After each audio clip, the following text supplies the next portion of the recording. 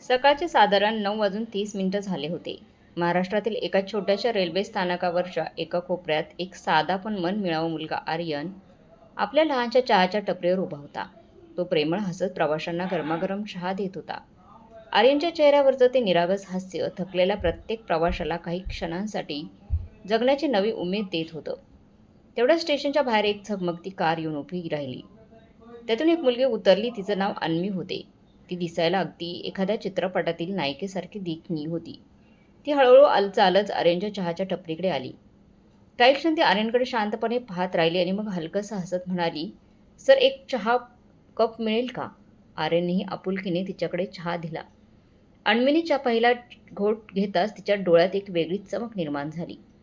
चहा पीत पीत ती आर्यनशी बोलू लागली. हसत हसवत जणू एखादी राजकन्या सामान्य जगात उतरली होती. पण खरी धक्का देणारी गोष्ट तेव्हा घडली जेव्हा चहा संपल्यानंतर अन्वीने एक अत्यंत निरागस पण धक्कादायक प्रश्न विचारला, "तू माझ्याशी लग्न करशील का?" आर्यन एकदम थकबकलाच. त्याचा श्वासाचा ठोका चुकला. इतकी श्रीमंत सुंदर मुलगी एका सामान्य चहा विकणाऱ्या मुलाला असा प्रश्न कसा विचारू शकते? पण मित्रांनो, तो फक्त एक प्रश्न नव्हता, तर ती एक सुरुवात होती एका अशा सत्यकथेची ज्याचा शेवट आर्यनसारख्या मनाने निर्मळ असणाऱ्या मुलालाही माहीत नव्हता. कारण पुढे जे घडणार होतं ते मुलाच्या काळजात खोलवर उतरून जाईल. मित्रांनो, संपूर्ण कथा जाणून घेण्यासाठी शेवटपर्यंत व्हिडिओ बघा. लाईक करा, चॅनलला सबस्क्राईब नक्की करा आणि कमेंटमध्ये तुमचं नाव आणि तुमच्या शहराचं नाव नक्की लिहा. आर्यनचा जन्म उत्तर प्रदेशमधील बलिया जिल्ह्यातील एका छोट्याशा गावात झाला होता. त्याच कुटुंबात अत्यंत साधं होतं. त्याच्या कुटुंबात आई वडील आणि एक लहान बहीण होती. त्यांच्याकडे पैसा कमी होता, पण प्रेम आणि आनंद मात्र भरपूर होता. आर्यन लहानपणापासूनच हुशार होता, पण गरिबीमुळे त्याला लवकरच मोठं व्हावं लागलं. शाळा संपल्यानंतर तो वडिलांसोबत मजुरी करू लागला. आईचं प्रेम, बहिणीचा हसरा चेहरा आणि वडिलांची सावली त्याची खरी संपत्ती होती. पण नशिबाला काही वेगळंच मंजूर होतं. एक दिवस वडिलांचा अपघाती मृत्यू झाला आणि या घटनेने त्यांच्या घराचा संपूर्ण आधारच हिरावून घेतला. फक्त 17 वर्षांचा आर्यन आता संपूर्ण घराचा आधार झाला होता. बहिणीचे शिक्षण, आईची औषधं, खरंच सर्व काही त्याच्या खांद्यावर आलं होतं. वडिलांच्या जाण्यानंतर त्यात जगातच थांबून गेल्यासारखं वाटू लागलं. आईच्या डोळ्यात आता चिंता होती. बहिणीचं हास्य हरवलं होतं. एक दिवस आर्यन अंगणात शांत बसलेला होता. हातात एक जुनी पिशवी आणि मनात हजारो प्रश्न होते. तेवढ्यात त्याला त्याच्या शाळेतील मित्र राहुलची आठवण आली, ज्याचे वडील मुंबईत काम करत होते. राहुल नेहमी म्हणायचा की मुंबईत मेहनत केलीस तर पैसा बरसतो. भाऊ बस मग काय. आर्यन आईसमोर गेला आणि म्हणाला की आई, मला मुंबईला जायचंय, काहीतरी चांगलं काम मिळेल. बहिणीचं शिक्षण आणि लग्नही होईल. आई आधी थबकली. तिचे अश्रू थांबत नव्हते. पण जेव्हा आर्यने तिचा हात हातात घेत म्हणालं, आई, मी इथे राहिलो तर आपण थांबून जाऊ, पण गेलो तर कदाचित काहीतरी मिळवता येईल. तेव्हा आईने थरथरत डोकं हलवलं आणि त्याला आशीर्वाद दिला आणि म्हणाली की जा बाळा, देव कायम तुझ्यासोबत आहे. दुसऱ्या दिवशी आर्यनने आपल्या फाटलेल्या बॅगेत 2 जोड कपडे ठेवले आणि आईच्या हाताचा प्रसाद घेतला आणि अश्रूंनी भरलेल्या डोळ्यांनी गावाच्या वाटेवरून पाय वाटेवर मुंबईकडे जायला निघाला.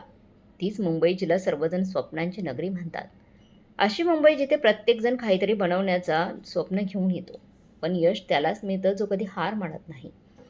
रेल्वे स्थानकावर पाय ठेवल्यावर आर्यनला वाटलं की तो एखाद्याच वेगळ्याच जगात आलाय. कारण त्या शहरात सगळीकडे गर्दी, कोलाहल, उंच इमारती आणि प्रत्येक चेहरा गोंधळलेला होता. राऊतल्या वडिलांनी त्याला उचललं आणि एका वर्कशॉपमध्ये नेलं, जिथं चपलांची शिलाई व्हायची. काम खूप कठीण होतं. तासनतास उभं राहावं लागायचं. हाताला फोड येत असत, पण आर्यनला त्याचं स्वप्न पूर्ण करायचं होतं. दिवसा वर्कशॉपमध्ये राबायचा आणि रात्री स्टेशनच्या जवळच्या माधवबाबांच्या छोट्या चहाच्या दुकानात त्यांना मदत करायचा. माधवबाबा एकटेच वृद्ध व्यक्ती होते. त्यांना वेळेने हातबल केले होते. त्या छोट्याशा चहाच्या टपरीवर त्यांचं जगणं सुरू होतं. आर्यनची निरागसता आणि मेहनत पाहून त्यांनी त्याला आपलं मानलं. त्याला म्हणाले की बाळा, तूच माझा आधार आहेस. आजपासून तू दुकानही तुझंच आणि या दुकानाची सर्व जबाबदारी तुझीच आहे.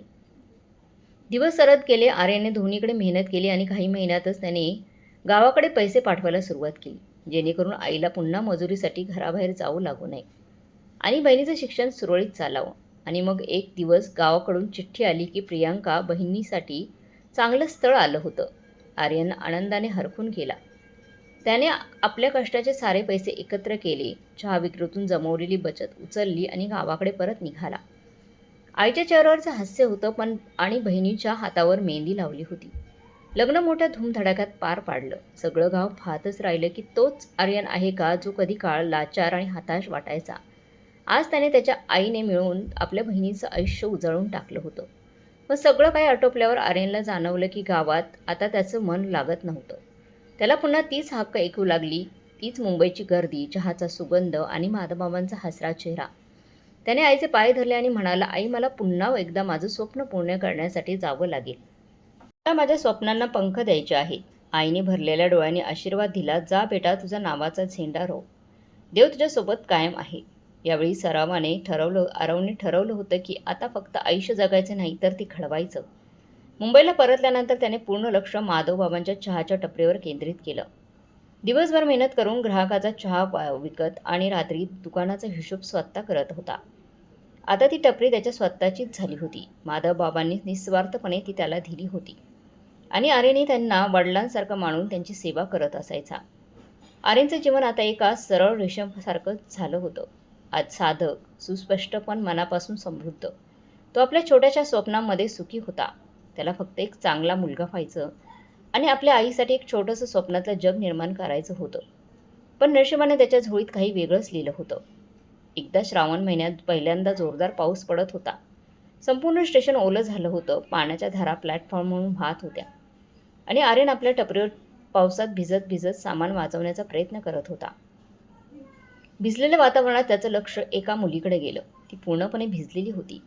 थरथरत होती. तिच्या चेहऱ्यावर भीती स्पष्ट दिसत होती आणि डोळ्यात एक खून उडीशी होती. ती मुलगी दुसरी कोणी नसून तीच अन्वी होती, जिने कधी काळी आर्यनकडे चहा मागवला होता. आर्यन काही काळाच्या आतच अन्वी थबकली आणि अचानक प्लॅटफॉर्मवर कोसळली. त्या गर्दीच्या शहरात हजारो डोळे तिच्याकडे पाहत होते, पण कोणाचंच मन द्रवलं नाही. पण आर्यन, ज्याला आईने माणुसकी शिकवली होती, ज्याला वडिलांना मदत करायला शिकवलं होतं, तो क्षणभरही न थांबता धावून गेला. पावसात भिजत त्याने अन्वीला आपल्या कुशीत घेतलं. तिचं नाजूक शरीर थरथरत होतं. ओठ निळसर झाले होते. आजूबाजूच्या लोकांकडून मदत मागितली, पण कुणीही थांबलं नाही. कुणी आपल्या गारठलेल्या खिशांची काळजी करत होतं, तर कुणी आजारी पडण्याच्या भीतीने वळून निघून आलं होतं. पण आर्यनने मात्र हार मानली नाही. ओले कपडे थरथरत होते. हात आणि दृढ निश्चय घेऊन त्याने एक ॲटो थांबवली आणि जवळच्या हॉस्पिटलमध्ये गेला. डॉक्टरने लगेच पैसे मागितले. आर्यनने क्षणाचाही विचार न करता त्याच्या आईसाठी पाठवण्यासाठी साठवलेले सर्व पैसे काढून त्याने दवाखान्यात दिले. त्याच्यासाठी ती मुलगी वाचवणं हेच सर्वात महत्त्वाचं होतं. डॉक्टरांनी उपचार सुरू केले. आर्यन भिजलेल्या अंगाने दमलेला पण अंतःकरणाने प्रार्थना करत बसून राहिला. काही तास डॉक्टर बाहेर आले आणि हसत म्हणाले, आता चिंता करण्यासारखं काही नाही. मुलगी आता धोक्याबाहेर आहे. आर्यनने सुस्कारा टाकला आणि त्यानंतर डॉक्टरांनी त्यांनी सांगितले की ती मुलगी अन्वी म्हणजे प्रसिद्ध उद्योगपती प्रशांत मेहरा यांची एकुलती एक मुलगी आहे. पावसात किंवा भर पाण्यात तिला अशा झटक्यांचे दौरे येतात, कारण एका जुन्या अपघाताने तिचं आयुष्य उद्ध्वस्त केलं होतं. आर्यनने हे सगळं शांतपणे ऐकलं आणि डॉक्टरांना नम्रतेने म्हणाला, डॉक्टर साहेब आता तुम्ही सांभाळा, मला दुकानावर जायचे. कसलाही मोबदला किंवा ओळख मिळवण्याच्या अपेक्षेशिवाय तो पुन्हा पावसात भिजत आपल्या चहाच्या टपरीकडे निघाला. त्याच्यासाठी कोणाचं प्राण वाचवणं हाच सर्वात मोठा मोबदला होता. हॉस्पिटलमध्ये जेव्हा अन्वीला शुद्ध आली तेव्हा तिला सगळ्यात आधी आठवलं तो आवाज म्हणजे रखो साहब ठीक हो जाएगा. जेव्हा तिला कळलं की त्या चहा विक्रेत्याने तिचं प्राण वाचवलं होतं तेव्हा तिच्या डोळ्यात अश्रू आले. त्या दिवसानं तिच्या मनात एक अनकळ भावना निर्माण झाली, जी ना तिला समजली ना जगाला कधी समजेल. अन्वीने ही गोष्ट आपल्या वडिलांना प्रशांत मेहरा यांना सांगितली. प्रथम ते अचंबित झाले. त्यांची एकुलती एक मुलगी आणि एक सामान्य चहा विक्रेता. पण जेव्हा त्यांनी अन्वीच्या डोळ्यात खऱ्या प्रेमाची झलक पाहिली आणि आर्यनबद्दल सगळं ऐकलं तेव्हा त्याची प्रामाणिकता, त्याचे माणुसकीने भरलेलं हृदय पाहून ते भारावले.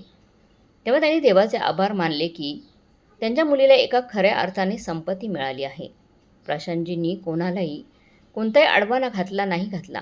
ते म्हणाले, जर आर्यन तुला खरं प्रेम आणि सुख देऊ शकतं तर माझ्यासाठी त्याहून मोठी गोष्ट नाही.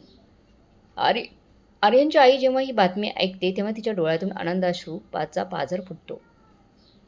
ती गावातील आई, जिला कधी काळी आपल्या पोराला मजुरीसाठी शहरात पाठवावं लागत होतं, आज ती करोडपती जावयाची सासू बनणार होती.